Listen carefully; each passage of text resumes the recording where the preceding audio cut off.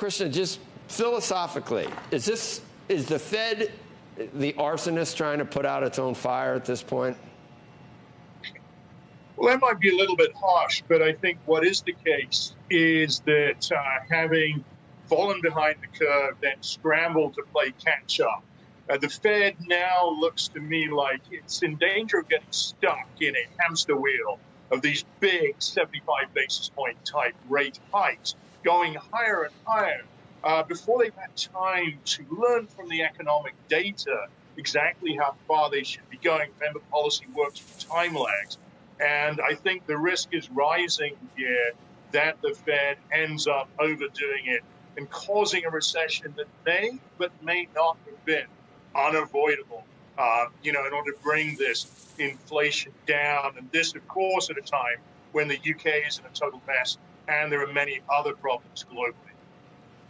Krishna, the job market is remaining strong, and we know that there's still some sticky inflation in the employment picture, but a day doesn't go by where we don't hear some kind of, well, it's a new normal in terms of a hybrid workforce. There's an article in the Journal today about all these people that just want to live at home, want to stay at home, and maybe it's with their parents, maybe it's not, but so you're dealing with what might be a different situation in the job. What if everything else in the economy is saying we are really in a sharp slowdown, but the employment picture stays strong because of the participation rate, or people got used to, the post-pandemic issues keep the job market looking strong, but the Fed misses that the economy is really falling off a cliff. Isn't that possible, that they're not data dependent?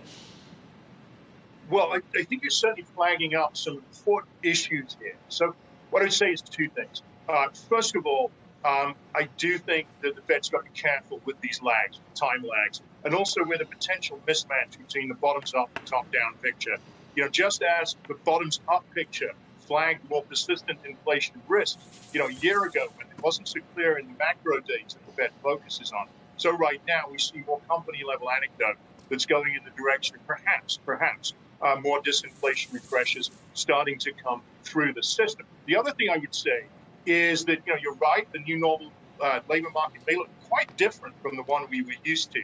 I think the way I sort of read the Fed, though, is that they feel that they have to have at least one of two things go right before they could really slow down and think possibly about stopping a little further down the line. Either you have to see the real inflation data subsiding itself, or you have to see the momentum and strength of the labor market cool off in a major way, at least one or the other, before they're going to be willing to come down from DEFCON 1. Right. AJ, what does that mean for someone that has to help clients maybe not make money, but at least try to help them lose as little as possible? What would you do, AJ, right now? What's the environment?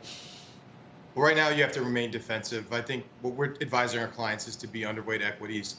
But then within equities, we're looking at large cap companies, dividend income generating equities, companies that have free cash flow, the ability to pass through some of those inflationary pressures.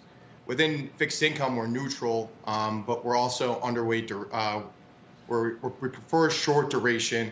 But as we start to see the 10-year rise, we're starting to add incrementally more duration to the portfolio. Where we're underweight equities, we're overweight real assets, but we're actually pulling back a bit on that commodities piece just because we're starting to see energy prices come down. And a lot of that has to do with the outlook for a potential global recession. But still, overall, just remaining defensive in our asset allocation, keeping some dry powder as well.